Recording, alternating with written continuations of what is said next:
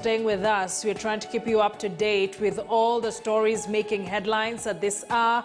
And I want us now to go back to our top story at this hour, and that is the concerns about the state of the county of Mombasa, with many saying it has become a ghost town. Communities have experienced a sharp decline in their fortunes as a result of government policies that have been implemented to the detriment of locals. Key amongst these policies is the decision to shift operations of the Mombasa port to Nairobi. Presently, clearing of goods is done at the inland container depot at Embakasi, Nairobi, and no longer at the port of Mombasa.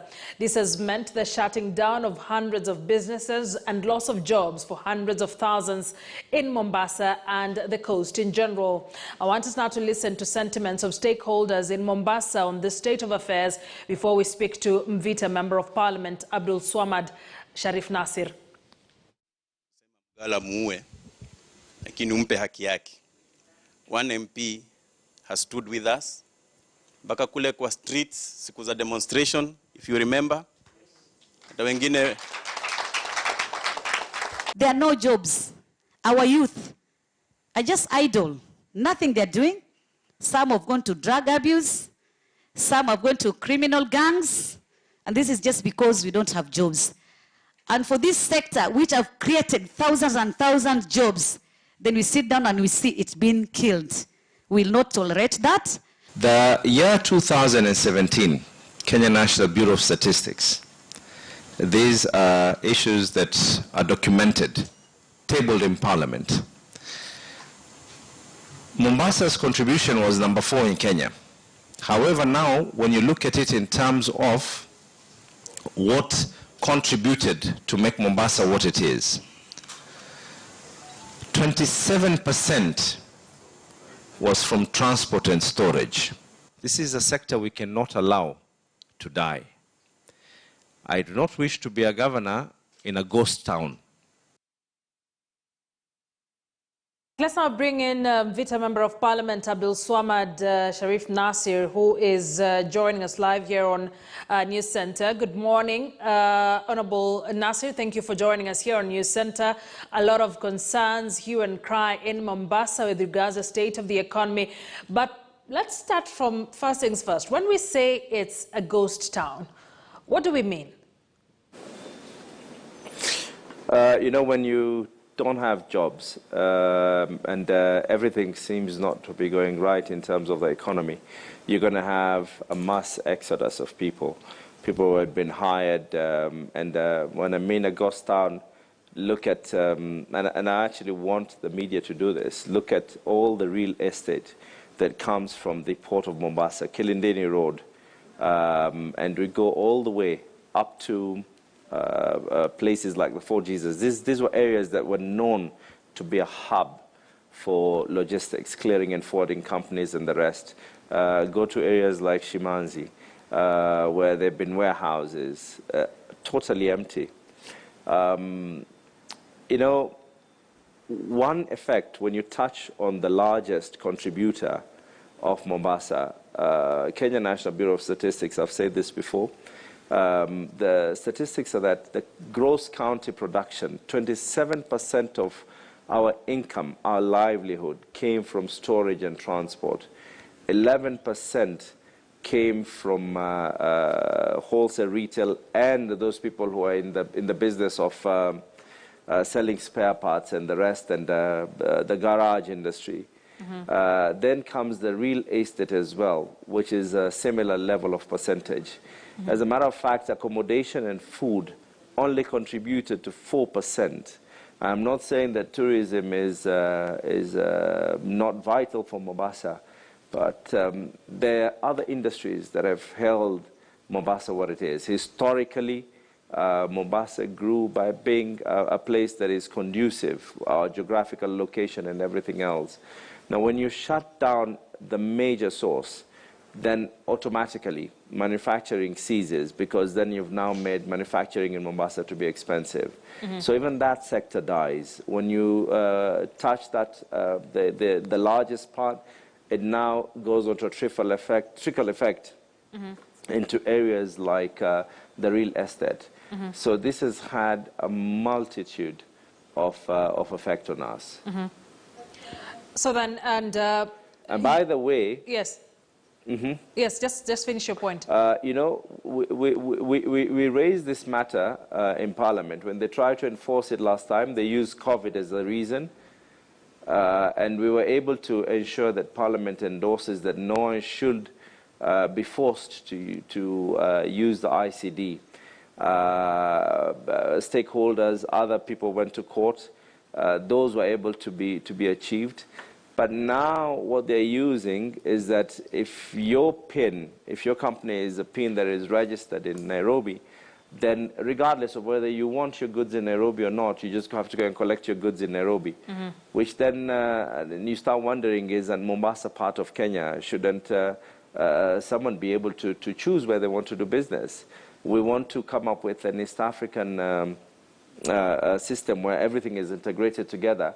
And here you are saying that if your goods are, if your company is registered in Nairobi, whether you like it or not. So what that means is if someone wants to import in bulk and wants to store it in Mombasa, slowly ship it to other parts of the country, depending on the demand, they can't do that.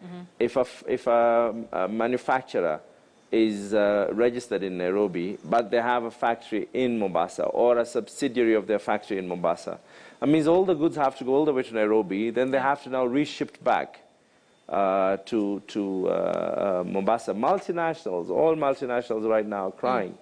A number of manufacturers are currently crying. The cost of doing business has become too high.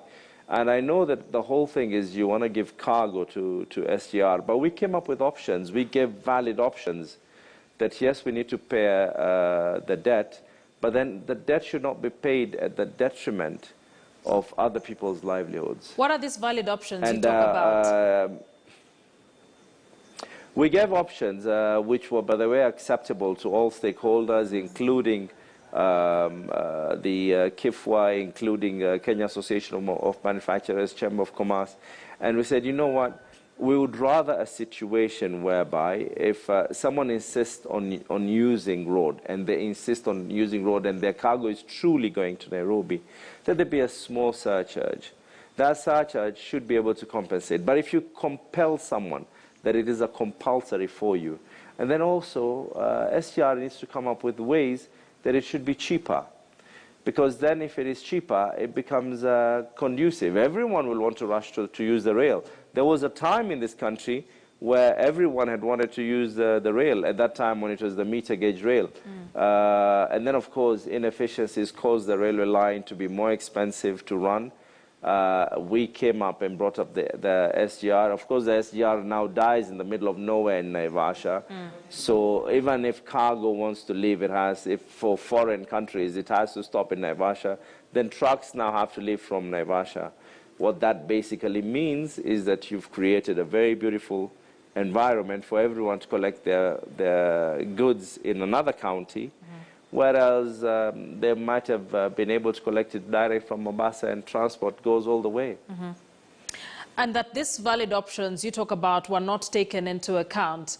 What you're saying this morning is that we have killed, or the government has killed, the Mombasa economy, and it has led to a lot of job losses, a lot of economic strife for a lot of residents of Mombasa.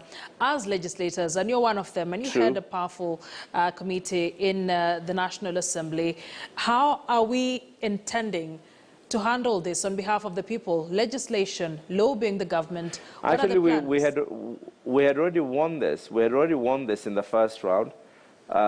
When they came up with this, we won this totally. The whole House accepted the recommendations that we had done. Myself, other members of Parliament from the coastal region, all other members of Parliament in the country actually saw. And by the way, this was a very, very bipartisan approach. But now they've used another tactic. You see, every single time they're coming up with a tactic, bearing in mind it takes time to build, but it takes seconds to destroy. So whilst we were fighting that and we won, and everything was starting to go back into normal, now they've come up with this compelling that if your PIN is registered in Nairobi, And I give a classic example every single day. My identity card reads that I am from Kibera, because at the time of getting my identity card, I had just finished doing my schooling, and I schooled in Nairobi. Does that mean that I'm not entitled to be able to live wherever I want to live? I mean, right now, I'm an aspirant for the gubernatorial seat in Mombasa. I'm a member of parliament for the last 2 years in Mvita. It's the same concept. Just because a business started in Nairobi does not mean that you're shutting down the other parts. Then there's nowhere in law. And by the way, we are raising that as well in Parliament again. We're going to take the same approach. Our colleagues have indicated that we're going to use our constitutional right, which is 3 ways. One is both through Parliament. The second is through the courts. And the third as well, which is our constitutional right, is by ensuring that we can be able to picket. So it's not an issue of what it is that we can just be able to do.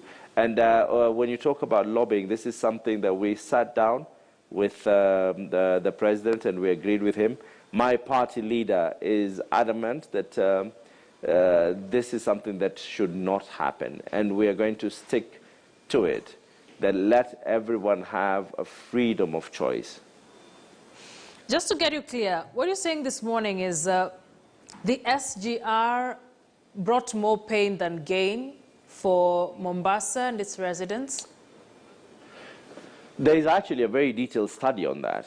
There's a very, very detailed study that was conducted, and it was done by the county government of Mombasa. It was presented as well to the executive. It would be prudent as well. I mean, I can try and get a copy of the same for you. You will be able to see in detail. And even if you don't want that particular study, go to the Kenya National Bureau of Statistics. Their figures, facts and figures, they don't lie. You know, look at the income that Mombasa has been earning in terms of revenue from levies and everything else. Is dropped because people are not there. Their businesses are not there. People have shut down. I imagine because of COVID-19, this has exacerbated the situation, because then even the tourism that you talked about, 4% that you've been getting from tourism is also dwindling because of the situation since 2020. Yes, of course, but the tourism industry is trying to pick up. Local tourism is there. But then again, you know, when you have a place where hoteliers, let's say for argument's sake, a very, very popular food joint is going to cease to be there. If you've got the locals right now who are there, who cannot be able to spend because the income is not there, there's going to be a ripple effect on the other industries as well, including the tourism industry, because I'm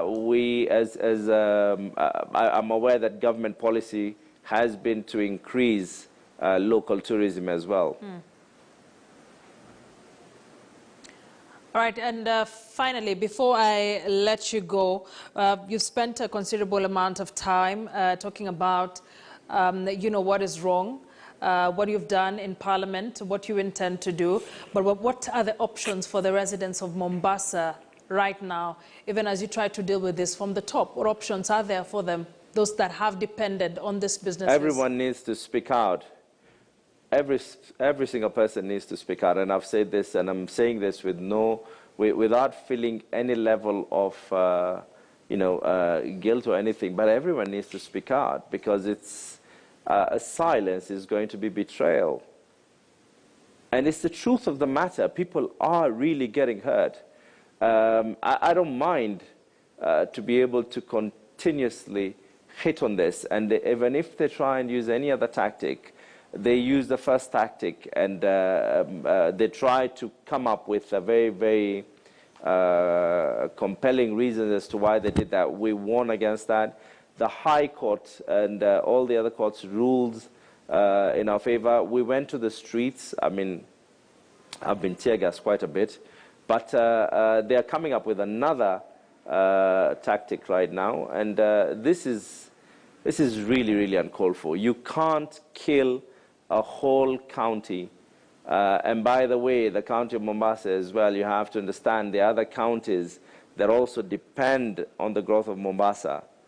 You know, if you kill the county of Mombasa, and right now they're talking about opening up economic zones in places like Kilifi and the other areas. How is this going to happen when you get someone that his company, if it's registered somewhere else, then they have to collect their goods from Nairobi? Why should it be that way anyway? Why can't we just be the way we were, where the country was able to earn? Figures don't lie. Is legal redress again an option for you? Not that it is going to be just an option, but it's going to be an option that is going to be used. Right. Thank you very much for speaking. And I said this. Yes. There are three ways that we're going to approach this. Through Parliament, through the judiciary, and through the people's voices being heard by picketing. Thank you very much for speaking to us this morning. Abdul Swamad Sharif Nasir, Member of Parliament, Vita, talking about the state of the economy in Mombasa, businesses hurting, a lot of people jobless.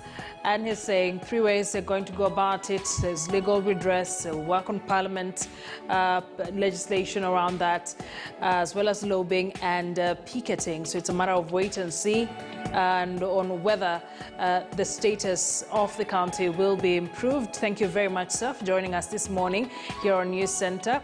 I want us to take a quick break as